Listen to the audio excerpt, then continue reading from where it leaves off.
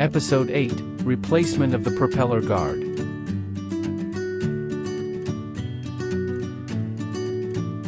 Flip the aircraft over and locate the 4 propeller guard mounting screws on the bottom. Use a 1.5 mm screwdriver to remove all 4 screws.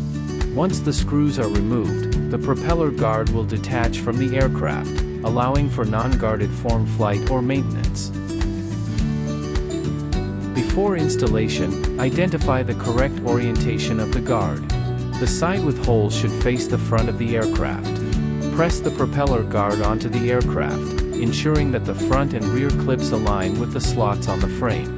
Secure the front and rear with M2x5 mm screws, and fasten the left and right sides with M2x10 mm screws.